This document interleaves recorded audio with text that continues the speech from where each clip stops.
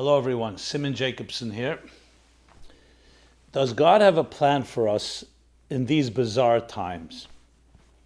It's a question I've been hearing from many people, different walks of life, men, women, regardless of religion or no religion or faith. We're clearly living in bizarre times, whether it's the COVID pandemic, different tragic events, a lot of uncertainty and upheaval. I thought it appropriate to turn to something where I personally, and I believe all of us, can glean and derive solace and strength from, is when you're aware of resources that have been with us for many years, for thousands of years. Certain time-tested credibility. When you see someone or you see something or you see generations that have faced a challenge and came away not just unscathed, but stronger. And that's what I think we can learn from this actual day in history. Some of you may be aware, and some may not be, that today is the saddest day in the Hebrew calendar. It's the 9th day of the Hebrew month of Av.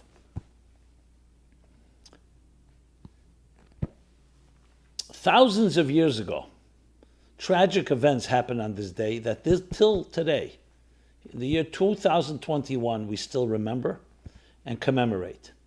Today is an official fast day, a 24-hour fast day that began last night. And it's due to different tragic events that happened, and above all, most prominently, the destruction of the first and second holy temples in Jerusalem. Close to 2,000 years ago, the second temple by the Romans, to be exact, 1953 years ago, and the first temple by the Babylonians 490 years before that. So you may wonder, what's the point of remembering? Why are we still grieving over something thousands of years? I mean, in Jewish law, when someone sits Shiva and they mourn for a parent or a loved one, it's 7 days. And it ends after 7 days. You're not actually supposed to grieve more than 7 days. You grieve, but not in the full fashion. And here's thousands of years. Purportedly, they say that when Napoleon, during his conquests, saw that the Jews were sitting in mourning on the 9th of Av, the Wailing Wall, it was called, the Western Wall, which is the remaining wall from the Second Temple. And he heard they were sitting and grieving over a temple. That was thousands of years. I mean, then it was less than now, but it was still close to 1600 years before. So he purportedly said, Napoleon, that any people who still remember and still cry over a building so many years later, guaranteed that it will return to them. Interesting insight from a person who was not necessarily a man of faith. What was he saying and what's the message? When you believe in something strong enough and you love it and you're committed to it, all kinds of things happen that would never happen if something is optional. Look in your own life. Things that are optional are exactly that. You treat them as such. Things that are mandatory, that you must have, if you have unconditional love for a child, you will do everything. You're not going to stop just because to statisticians or scientists.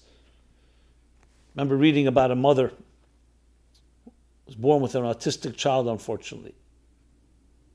And the doctors given up. It was a serious case of autism. They said, find a good place for your child, visit your child, make sure that he's taken care of. But you can't have much hope that you're ever going to really connect. There's just a social disconnect. It's a medical condition. It's not something that it's wired. But the mother refused to accept that. Refused to accept that she can't stare in her child's eyes and show love, feel love, and give love.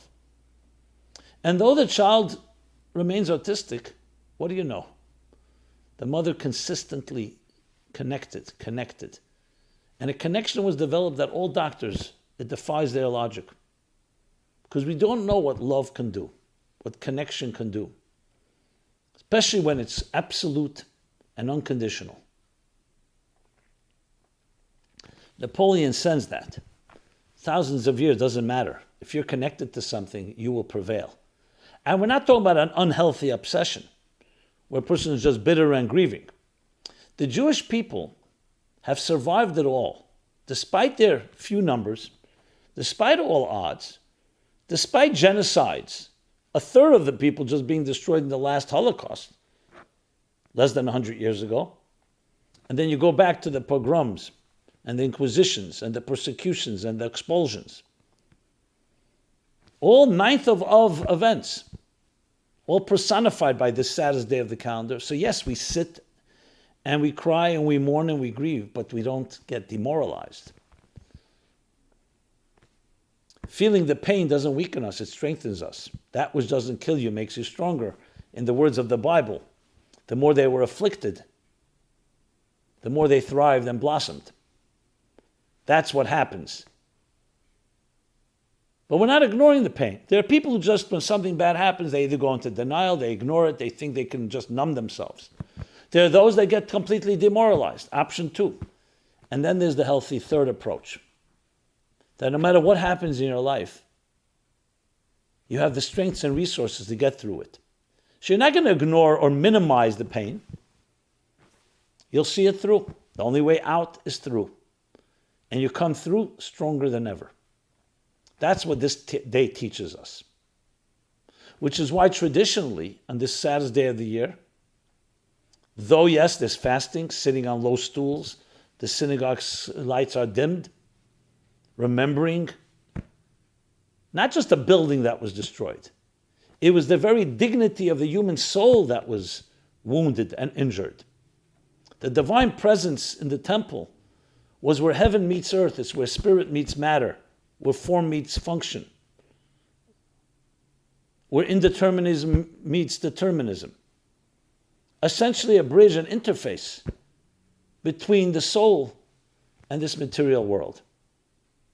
But not all is lost. The structure was destroyed, but the connection was concealed, but it remains accessible. I may be awake, but I may be asleep, but my heart is awake.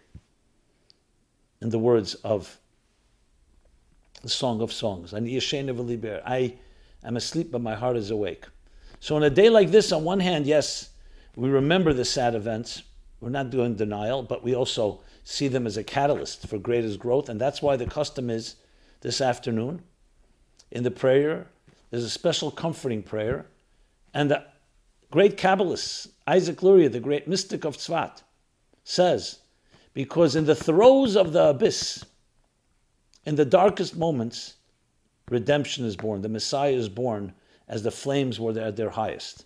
Psychologically, that the true salvation is born when you hit rock bottom in the darkest moment. The black hole of all black holes contains the strongest possible light. And we hold on to these two poles. They seem like paradoxes. On one hand, you're saying it's so sad, it's so dark. On the other hand, you're saying it has all the potential. But that's exactly what a seed is like. You plant it in the ground, it deteriorates, it erodes. And then, in the same process, as it's eroding, it's beginning to sprout and blossom and grow. This is the secret, my friends. It's the secret of recognizing that we have myopic vision and we focus on a frame by frame. That's how we see our lives, detail by detail. But life is a full narrative. It's not one chapter. We're constantly moving, just as the winter moves into the spring, and the spring into the summer, and the summer into the autumn, and yet again into winter. And it's constantly moving, just as your heart beats. Contraction, expansion, breath, inhale, exhale. Everything is mobile. It's true, we've created still arts, things that just are frozen. But the truth is, nothing in life is frozen. Everything is moving. Everything is moving from one place to another. The key is, remember, not to fight that, but to swim with it, to navigate the vicissitudes, the waves. So in these bizarre times, a lot of things that we did not expect, a lot of things that we don't even know what's coming next, uncertainty, can frighten you if you stay stationary and locked in your place. Loosen up. Allow yourself to swim, navigate, be carried by the waves. Realize that it's not a frame. It's a frame by frame. It's a larger narrative, a larger film. And we're just part of the story right now. And tomorrow the story continues. Fight it? Well, it's like a great storm, a hurricane. The trees that fight the storm, which means stand strong and don't know how to be flexible and dexterous, sometimes will fall if the storm is strong enough. It's the reed, the very flimsy reed that flails in the wind, that's able to survive any storm. Now, these aren't just cliches and words. This is that psyche you and I have inside of us. And that's what this ninth of teaches us. Has that resilience, has that power. So instead of trying to fight a bizarre moment, a tragedy, we obviously pray and hope nothing like that happens to any of us and everything goes smoothly and beautifully. But when there's uncertain times, unknown, upheavals, disruptions, and losses, to ignore it is not an option. To be demoralized is not an option.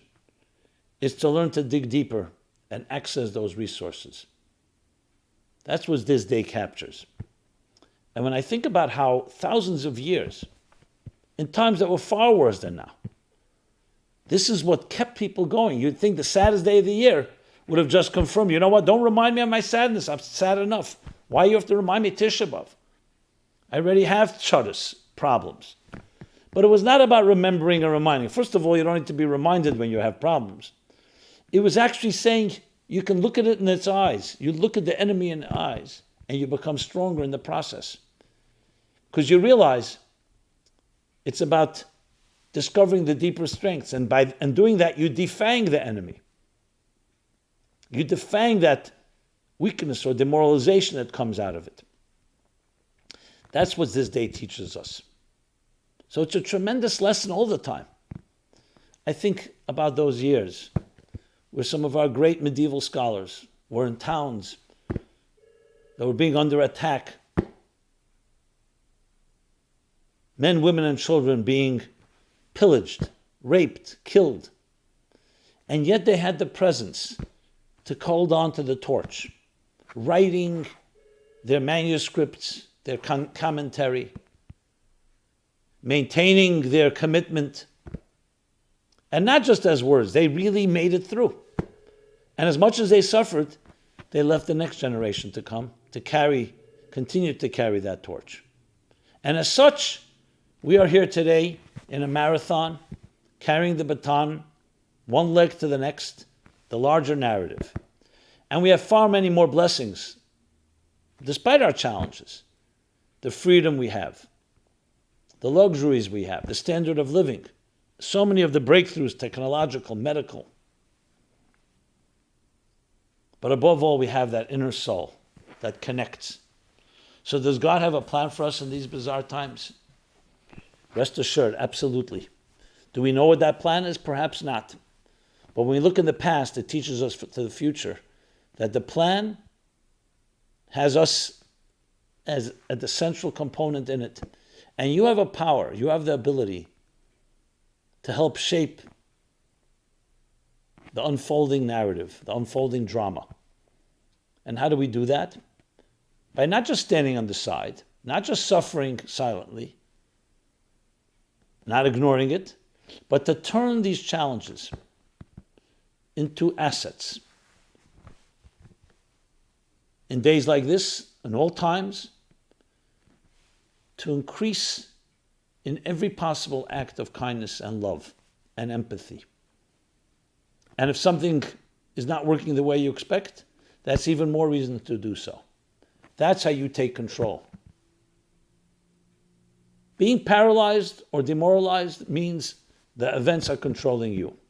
Ignoring it means you're just escaping from the whole reality. Looking at it in the throes, as I said, as the flames are rising, and saying, redemption, salvation has been born, and is going to translate into my actions and good deeds. Sharing a kind word, reaching out to someone that may need it, helping a special child, helping any child, helping anyone. Be creative, think of ideas. Now I know it sounds counterintuitive to some. When things are bizarre or disruptive or upheaval or challenging, it's a time to lick our wounds and just retreat. No. That's the time when you need to access that deepest strength. That will change everything. How you behave under duress, under stress, under strain, under tension, defines your life. We are like tea bags. You don't know how strong you are until you put into hot water. That's what challenge should do. Now, we all don't want hot water. We all don't ask for it. We don't pray for it, obviously. But when it comes our way, we don't fear it either. That's why this day, on one hand, the saddest day, but it's also an invulnerable day. Because when things are going well, okay, they're going well. But when things are not going well, and you still survive, more than survive, you thrive, then you know there's nothing that can suppress, nothing that can destroy you and your spirit. And here we are. We're in the year 2021, a lot of unknowns around us, a lot of blessings, a lot of comforts. What we need to do is access that deeper place inside of us. And you know what happens? God's plan then begins to emerge, because we're part of it. So we can either fight it, or we can decide to write our own script. Neither of those are the options. Surrender in a good way, in a strength, to the waves, to the flow, to the frames, to the narrative as it unfolds. And then you become to control the script. That's the interesting paradox as well. Allow yourself to be carried by the uncertainty and do what you need to do. Hold on with your anchors, your values, your commitments, your love, unconditional love. And know firmly and absolutely that we've made it through till here and we'll make it through further. And surround yourself with people that believe in that and believe in you. Then God's plan manifests and you become a partner in it. Now, someone may say, listen, I want to write the script. It's not how it works. The script is written, but how it's going to play itself out is up to us. How we will cooperate with it. How we will actually enhance it. And we will turn it. That no matter what comes our way, whether it's this wave or that wave, whether it's a positive or a negative, will be turned into something good and powerful. And then you can look back and say, whatever comes my way, I know how to turn into an asset. If it's a beautiful thing, for sure. And even if it's a challenge, you use that as a springboard toward growth. It all comes down to that absolute commitment that Napoleon saw on Tisha B'av. The commitment, we're connected to it. And we cry for it when we don't have it, the manifest form. But we also do everything possible to reclaim it, to rebuild it. And then we merit to see that rebuilding.